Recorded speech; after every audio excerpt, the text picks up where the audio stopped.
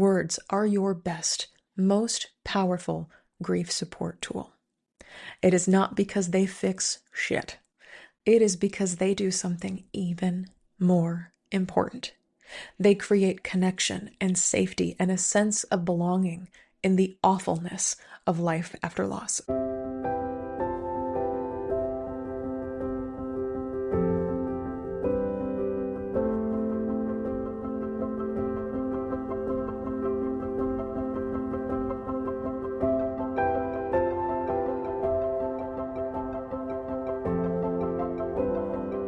Hi there, grief growers. I am delighted to be here with you as always. If you have been growing alongside me for a while, welcome back. And if you are new to me and my work, hello. My name is Shelby Forsythia. I am a grief coach, 3-time author, and the founder of Life After Loss Academy. I have had the distinct honor of helping thousands of grieving people across 10 years of grief coaching stop feeling lost, stuck, broken, and alone, and start building lives that they truly love from the lives loss forced them to live. This includes not only death-related losses, but also losses like divorce and breakup, major diagnosis, and every other loss that could possibly change your life. Here on Grief Grower, we believe that grief is not something we get over. It is something that we grow with and alongside, and that when we stop treating grief like a problem to be solved and start treating it like an invitation to live more deeply, we can create meaningful lives that are rich with the memories that we carry, the struggles that we faced, and the precious awareness of what it is to be alive right here and right now. Before we get into today's episode, which is number 7 in my Supporting Someone series, a reminder that release day for my 3rd book, Of Course I'm Here Right Now, 3 actually helpful things to say to someone grieving, is coming up so soon on March 31st. This little guidebook teaches you how to support a grieving person in your life with the best free tool that any of us has, and that is our words. So you will never enter another conversation with someone who's grieving wondering, what do I say to comfort them? As an author, pre-orders, of course, are super helpful when it comes to getting the book seen by bookstores and grievers and the marketing powers that be, so you can find a link to pre-order your copy in the show notes. If you have already gotten a copy of the book, you can submit your receipt number from Bookshop or Amazon or Barnes & Noble or your local indie bookstore on my website to access the free 6-week book club where we will read Of Course I'm Here Right Now in its entirety and discuss it together as a group. This book club kicks off in mid-April, so make sure you have the book before then. And if you'd like to celebrate the launch of this book with me, I am hosting 2 launch parties that I would love to see you at. The first one is taking place the eve before the book comes out on March 30th here in Chicago. There will be treats, there will be flowers, there will be an author talk by yours truly, and an interview by my friend Evelyn Washkovic, who hosts the podcast Success Rewritten. I would absolutely love to see you there and sign your book, and a book is included with your ticket. The second launch party is on the day the book comes out, March 31st, on YouTube. So no matter where in the world you live, you can tune in to hear more about the clients and interactions that inspired this little grief book about what to say to someone grieving, plus hear me read excerpts live and take your questions about what to say to someone grieving in your own life, even and especially if you are a grieving person supporting someone else who is also grieving. And of course, the replay of that virtual event will be available if you cannot attend live. You can save your spot for both of these book launch parties at the link in the show notes. Let's get into the topic of today's episode, which is all about yet another way you can support someone who is grieving. And this is, based on my book, Of Course I'm Here Right Now, 6 ways your words can support someone in your life who is grieving. Because when someone you care about is grieving a loss, it is very easy to feel like words aren't going to do anything, or that words fall short of what you want to do, of your intent to comfort them. You might worry that you'll say the wrong thing and end up offending them. You might be afraid that you will make their grief worse or remind them of their loss. Perhaps that you're concerned that you're not qualified enough and that you will get involved in an overly emotional conversation and need some sort of therapeutic or psychologic tools that you don't know how to use in order to support them properly. Suffice it to say, I have heard through the years many reasons that people do not choose to use their words when someone in their midst is grieving. It is very normal societally to hesitate or stay quiet or default to surface level small talk about the weather or sports or life news when grief is in the room. But something I learned after my mom died, and in 10 years of supporting grieving people, is that words, all by themselves, are one of the most powerful tools we have to support someone in grief. Not because they fix anything, not because they take away anyone's pain, but because of what they create in the space between you and the person who is experiencing a loss. And in my book, of course, I'm here right now, 3 actually helpful things to say to someone grieving. In the second chapter of the book, I share what I call the SCRABL structure. Yes, it's a pun about a word game. In a book about how cool words are, I had to do it. SCRABL. It's not spelled correctly, but if you pronounce it phonetically, it's Scrabble. So I went with it. But these are 6 unique ways that words work to support someone who is grieving. So today on the episode, as you learn how to support somebody who's grieving, I'm going to make a case for these 6 different ways that words can support someone in your life who is grieving. And you might resonate with some more than others. And hopefully seeing words through these 6 different lenses will give you the confidence to reach out, whether that's through text or phone or in person, to someone that you know in your life is facing a loss. So let's get to the first one. This is words as springboards, and this is the letter S. Words do not have to be deep or long-winded in order to be powerful. Sometimes their greatest role is simply just opening the door to future conversations. Things like a short text or a gentle check-in or a simple acknowledgement of your grieving friend's loss are all teeny tiny moments that signal, I'm here, I'll continue to be here. Your words become a starting point, an invitation to revisit the topic of grief again and again. And basically, the power of words in this instance is showing that you are open to talking about grief beyond the funeral, beyond the moment of the loss. This could be as small as micro as, I'm thinking of you today. I haven't forgotten that you're grieving. Or, I'm here for you, even as the rest of the world keeps going like nothing happened. You are not just offering words for this interaction or this conversation, what's happening right now. You are also creating space for the next one. You are indicating, you're sending up a flare that says, I am a person it is safe to talk about grief with right now, or springboarded into the future. Let's move to the second one. This is words as community, C. Loss can make grieving people feel like they no longer belong, whether belonging to their families or friend groups or workplaces or spiritual groups or community organizations. And in a world that often rushes people to move on and get over it, your words can quietly push back against that societal pressure. When you speak to someone's grief without trying to minimize or rush it, you remind them, you still have a place here. Your grief is safe with me. So this could look like or sound like, you have lost so much, you will not lose me. I, or we, if you're speaking as an organization or like a house of worship or something like that, don't expect you to get over this. That's not an expectation that we have. You could say, I'm not scared of you or your grief. I'm sticking around for the long haul. By using words in this way, words as community, language becomes a form of inclusion, a way of saying you do not have to hide this part of yourself to continue to belong here. And that is so powerful for grieving people to hear. Number 3 is one of my favorites, words as refuge, the letter R. Kind words in and of themselves, with no other gesture of support, can feel like a soft place to land.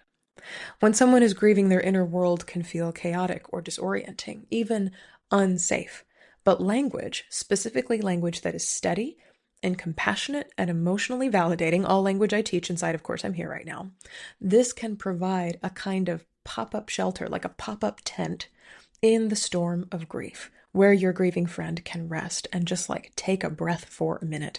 And in the book, of course, I'm here right now, I write, when your grieving person hears words that make them feel seen, heard, and understood, they may feel lower stress, decreased isolation, and an increased sense of psychological safety. These are all very good things to experience when it feels like one's world is falling apart at the seams. And here's some example scripts that can offer words as refuge. I can see why you would feel that way. Of course, your reaction makes sense to me. And you don't have to prove or justify your grief when we're together. I don't know if as you're listening to this, there's just sort of like like a settling of, oh, good. I don't have to pretend here. I don't have to be anything else here. My emotions make sense to someone else here. That is such a powerful way to provide words as refuge when you are speaking to someone who's grieving. This is what your words can offer: a moment of relief, a soft place to rest, even if they are just taking a breath or two. Number 4 is a little bit more universal, and that is words as air, the letter A. Just like air, words are always available to you, which cannot be said for other forms of grief support gifts like casseroles or flowers or gift baskets or gift cards. Words transcend, they go above, financial or cultural or logistical barriers, things that stop you from offering support.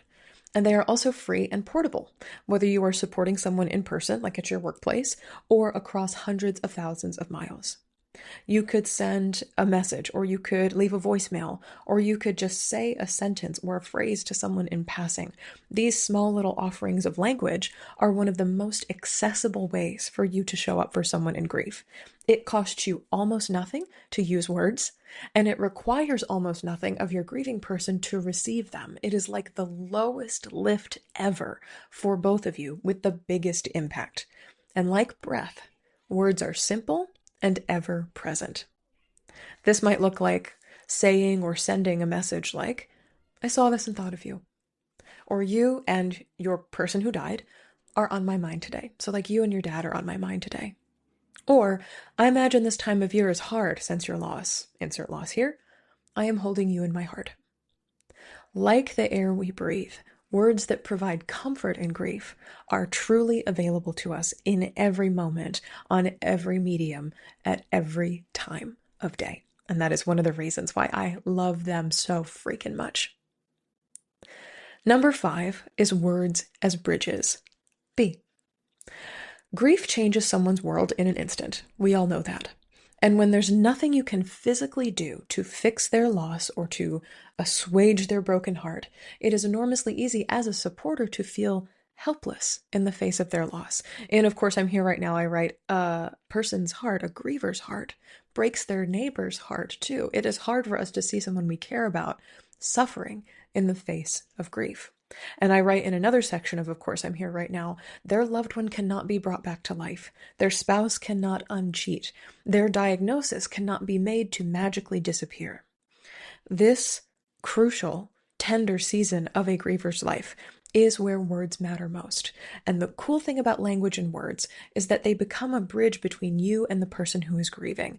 They are a way to stay connected across an experience that you cannot fully share because you don't know what it's like to be in their shoes all the way. And it's also an experience you cannot fully solve.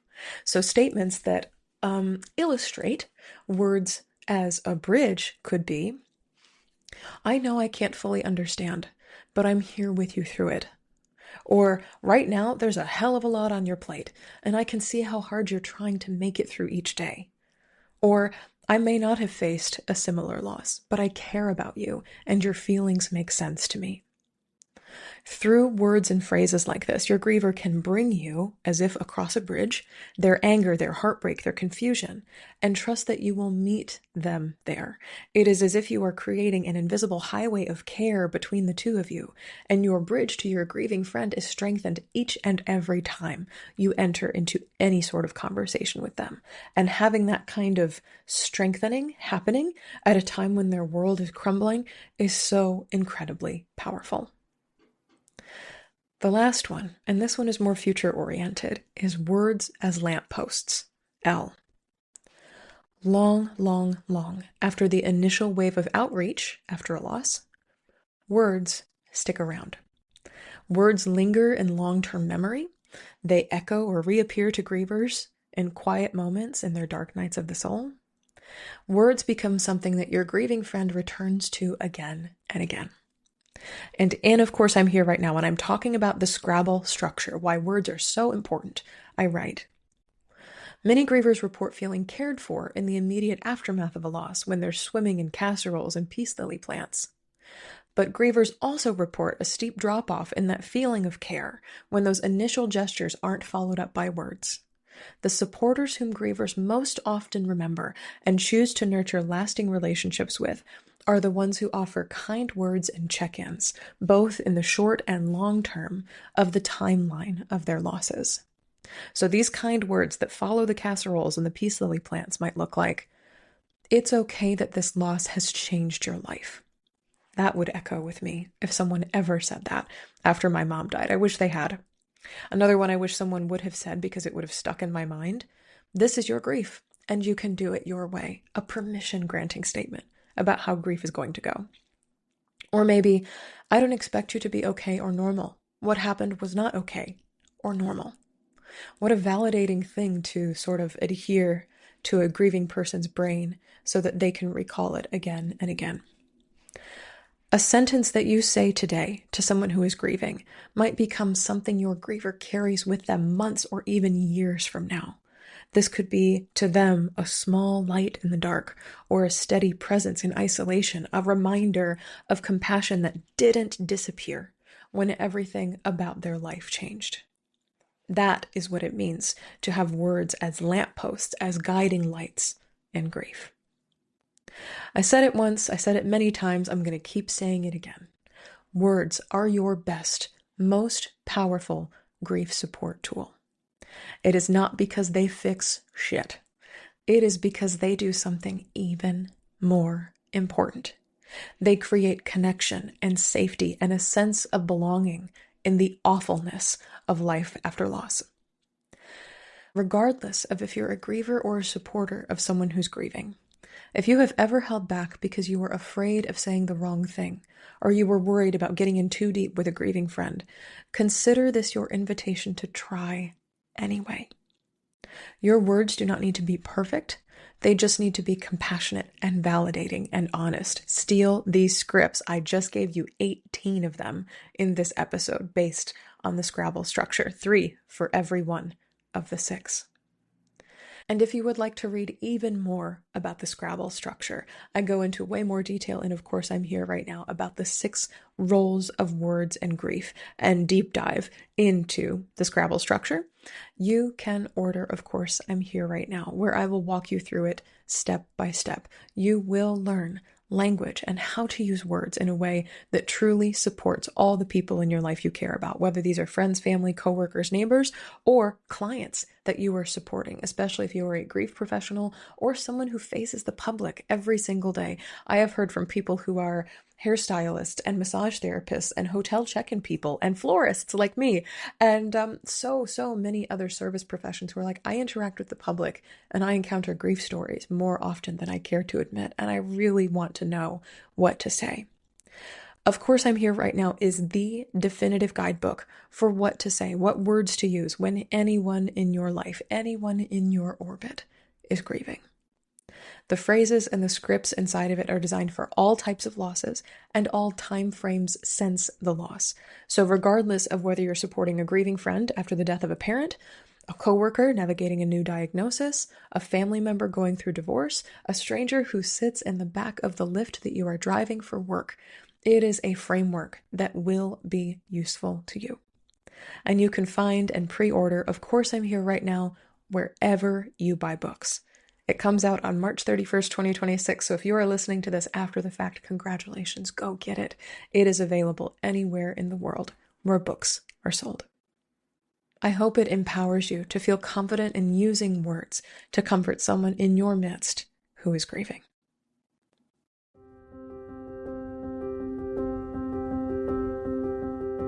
That's all for this episode of Grief Grower. Thank you so very much for joining me today. If you're looking for grief support beyond the show, you can find free workshops, blog articles, and my new What's Your Grief Supporter Strength quiz at shelbyforsythia.com/links. And if you'd like to get support from me for your unique loss experience, join us anytime in Life After Loss Academy, my online course and community. As a student, I'll walk you through my 5-step grief framework, GRIEF, for rebuilding after loss, and you can get live coaching from me every single week to answer your questions. Replays of those sessions are always available if you can't attend live, and it's just $33 a month to join, or $22 a month if you're a marginalized or financially stressed griever. You can cancel your membership at any time.